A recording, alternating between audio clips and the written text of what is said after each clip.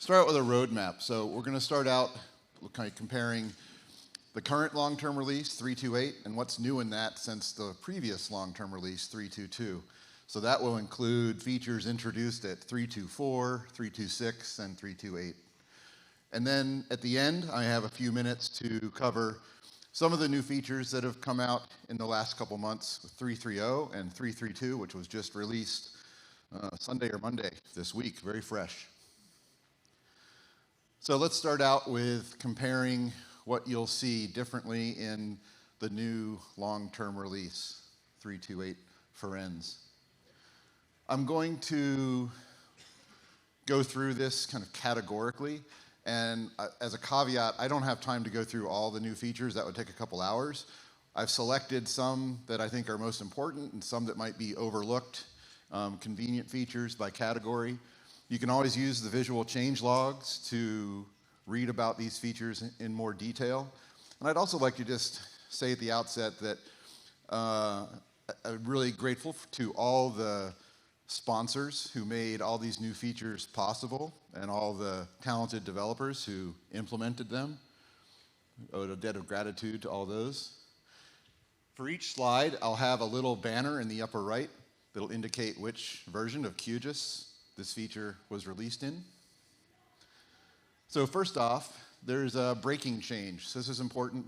So they've dropped project backward compatibility just for symbology with QGIS 3.16 and older. So this means that if you have a project older than 3.16 with some interesting symbology, you should update that to a newer version of QGIS so you don't lose that.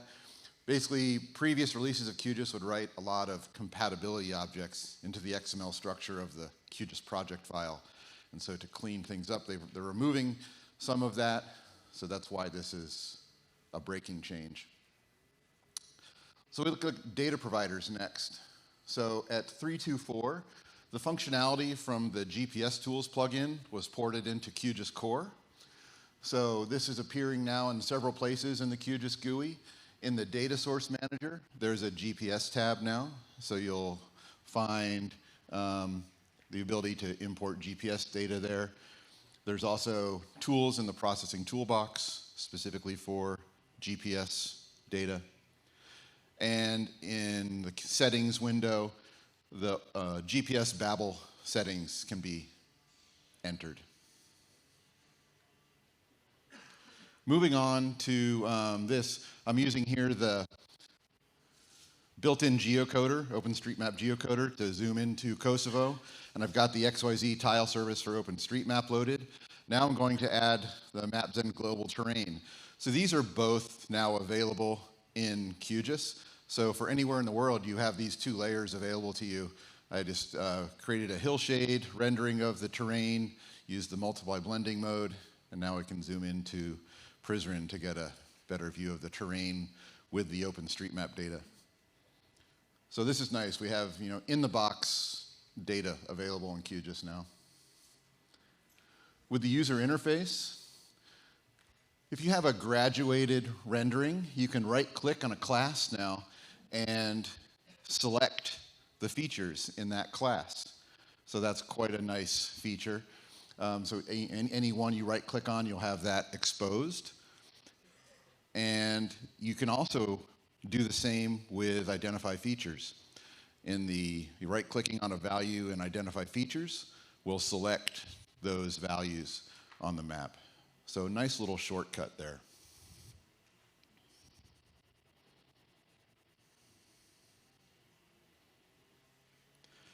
And at 3.2.8, this was enhanced. I can right-click again and select these features. Right-click again, and there's show in attribute table. So it will filter the attribute table with an expression that identifies that class so that you open up the attribute table with just those selected records visible. Also a nice new feature for when you add delimited text to QGIS, you want to map the points. I'm going to add a CSV as a delimited text file, and you now have overrides, so you can cast the field to the correct format. Oftentimes, QGIS in the past may have misidentified a string as a number or vice versa. So now you can make sure that all those fields get cast to the correct type before you add the data to QGIS. So this slide shows all the different renderers we have by different geometry types. So we have, for example, point geometries, and you have your single symbol, categorized, graduated, etc., those renderers. And then beneath that, we have the symbol layer types, simple marker being the default for points. And so in recent versions of QGIS, there have been some added. At 3.2.4, the line burst symbol layer type was added, and outline line burst. Also raster line, and outline raster line for polygons, and animated markers for points. So let's look at these. This is some building outlines being shown with a geometry generator to convert them to lines, and then using the line burst symbol layer type, which is basically like a shape burst fill for lines. And you have some settings there for the join style, but there can be some nice new applications for this. And I think now with symbology, QGIS is a really complete package. It has some incredible options for symbology. This is an example of a hiking path, and I'm using the raster line symbol layer type. And I'm going to navigate to a bitmap that I have on my hard drive and increase the stroke, which basically just increases the size of that image, and it places it along the line, so you get a nice rendering of the footpath. So it's a couple use cases for those symbol layer types. And then finally, animated markers. At 3.2.6, this was introduced.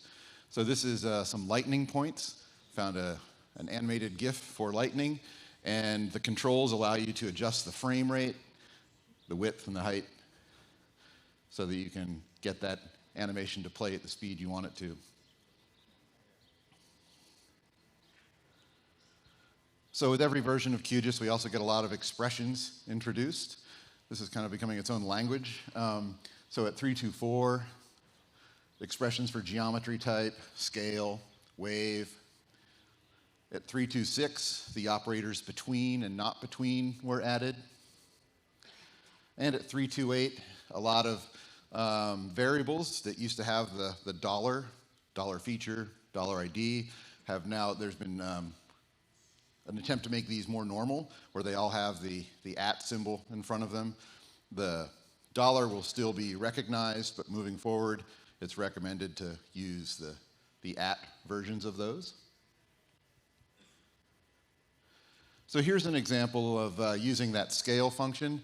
This is a cartogram where the features are being resized based on a data value.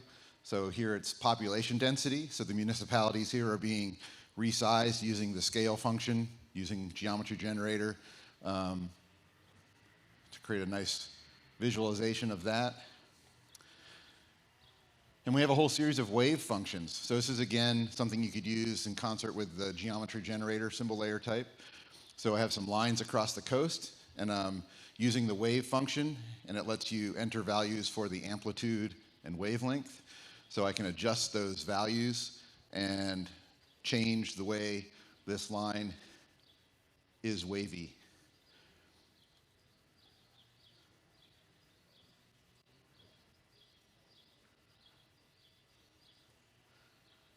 And there's more. There's wave randomized.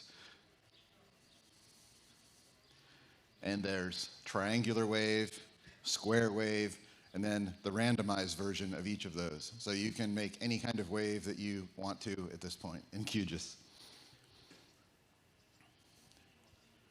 So moving on to labels. This is a subtle tweak, but it's nice. There's a new unit for label buffers, and it's percentage. So I can set the percentage of the font that I want the label buffer to be. And then if I resize my label font size, that stays proportional to my label size. So that's a really nice thing. If you're going to be resizing labels, you can use the percentage buffer distance for those halos. This one is a fantastic feature. At 326 came the ability, if you want to move a label that is a line label, you can now drag that label along the line and position it where on the line you want it to be. And it stays with the distance off the line that you've set, but you can drag it and reposition it.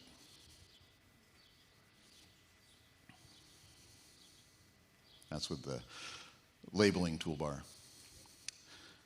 Moving on to print layouts. Now, with labels, you've always had full text rendering, but now when you add text to a print layout, you have the same tools that you have for labels, where you can enter a label buffer, an outline, a drop shadow, and do various text formatting. So here I'm just controlling the size of the halo, adding a drop shadow to my title, and then on this tab you can change the case type. You can choose title or uppercase or other options, and you can also control the letter and the word spacing. So it makes it much easier to create nice custom text on your print layouts. Moving into processing, the georeferencing tool has now been enhanced so you can not only georeference rasters but vector data. And importantly, this means that this tool has now moved to the layers menu. It's no longer in the raster menu. A lot of people are having trouble finding it, so it's now going to be on the layers menu because it applies to both data models. Here I'm going to add a DXF file that I want to georeference, and I can bring that DXF into the georeferencer and georeference it the same way I would a raster layer. And some of the more exciting changes have to do with the 3D environment and a new tool called elevation profiles. So you'll now, in project properties, see a terrain tab. And here you can set the terrain settings for your entire project. You can tell it which layer has the terrain for the project, and the 3D viewer will then honor that setting. With the 3D window, there's now a really nice feature that you can undock and dock that. So historically, this would be a panel that would dock, and if you're on a small laptop and you tried to move it around, it would get annoying because it would dock to different parts of the UI. Now you can undock it and have it be a free-floating window. There's also some nice tools for syncing the 2D and 3D map canvases. There's enhanced navigation panels, and there's also a 3D access, so you can visually see how the map is oriented. Camera navigation's behavior should feel a little more natural and similar to other 3D mapping software now. And there's also now a 3D views manager. So this is similar to the print manager, where you can save multiple 3D scenes in your QGIS project. So I can open up the 3D views manager. I can rename an existing 3D view. This is of Mount Rainier in the United States. So this is Mount Rainier 1. And then I can select that in the view manager and duplicate it. Call this Mount Rainier 2. And now I have two 3D views saved in my project. So when I close it and open it up, I can open up the 3D view that I want to work with. You'll also now find an elevation profile tool, which is fantastic. You'll, in layer properties, have an elevation tab where you can tell QGIS that this represents an elevation surface, this layer, and you can also control the symbology, how that will appear in the elevation profile. So once I've set that, I can click OK, and I'll open up the elevation panel by going to the View menu. So you'll see Elevation Profile, and it'll open up as a panel below the map. And you have a couple different choices here. You can capture a curve that you digitize, or you can capture a curve from an existing feature. So here I'm going to click on the route for of this trail, and I get a profile that, of that hiking route to the top of the mountain. This works really well for point clouds as well. So here I'm going to use the other option, where I digitize a line. This is a point cloud of Delft in the Netherlands that's styled with RGB values. So I'm going to capture a curve where I digitize this line on the map, and it will give me a sample of the points that that line intersects in the point cloud. But I can go into the tolerance settings and basically widen the swath of points that this will capture, and I get a fuller rendering of the point cloud across that line. I can also use a measure tool. There's a snapping button there, and then I can use measure distances to measure the heights of the trees, distances between buildings, and things like that. A lot of changes with point clouds. There's 2D rendering now respects Z ordering. Cloud optimized point cloud is now supported, and there's point cloud filtering.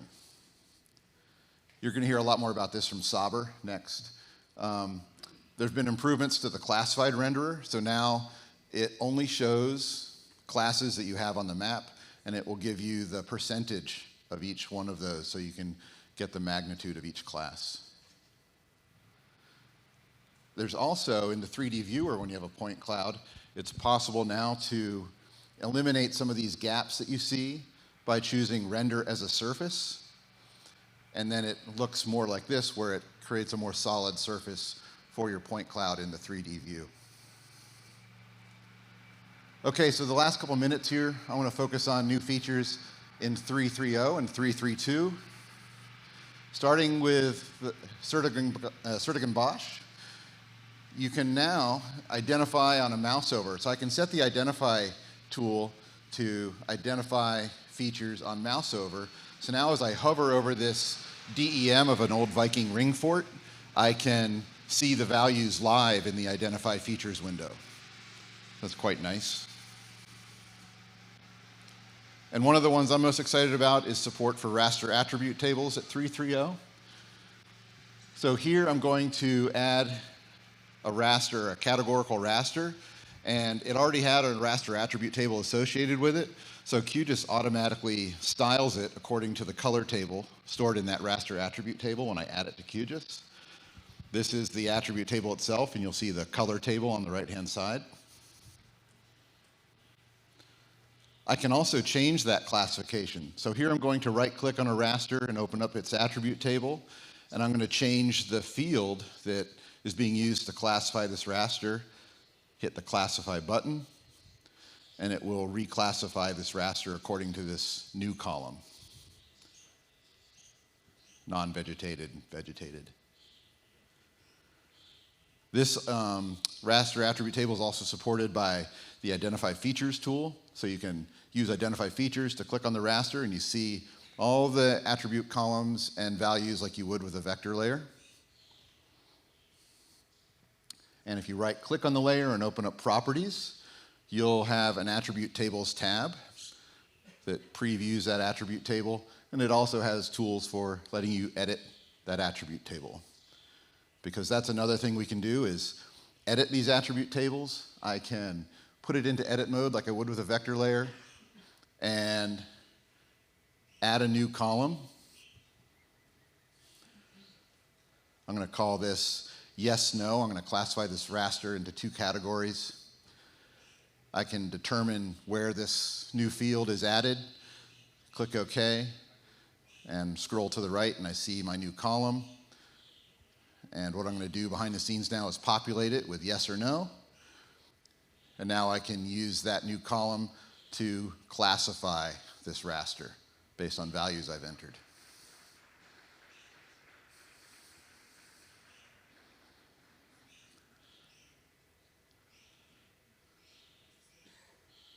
So it's very nice. You can also create a new raster attribute table from a classification. So you can use the paletted unique values renderer, classify your raster, and then you can open up layer properties and create a raster attribute table if you don't already have one. In layer properties, you have the options to create a new attribute table from the current symbology. You can choose the format, and it creates it for you.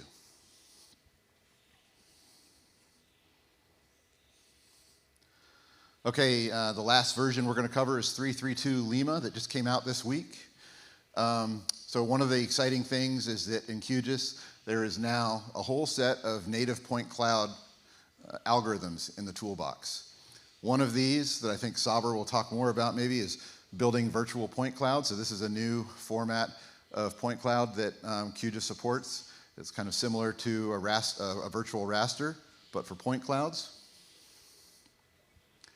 There's also a download vector tiles algorithm. So you can now bring in vector tiles and use this algorithm to create a local copy of those vector tiles. This will improve performance of large QGIS projects, loading layers and parallel threads when opening a project. So QGIS will now load supported layers in parallel, and this will improve loading times for those big projects. And the last thing I'm going to cover here is this fun new feature with profiles. So if you're like me, QGIS has always defaulted to the most recent profile that you closed with, but now there's a basic ability to manage those. You can choose the behavior on how QGIS chooses the profile that you're going to open QGIS with. You can set icons for each one of those. So I can set an icon for my default profile, for example, and icons for my other profiles. And if I have chosen here, let the user choose the profile at startup, when I start QGIS, I'm going to get this window here where I have all my profiles there with their icons, and I can choose which one I want to open when I open QGIS. So this is one of those where it seems like it should have been there a long time ago, but I'm glad somebody thought of it.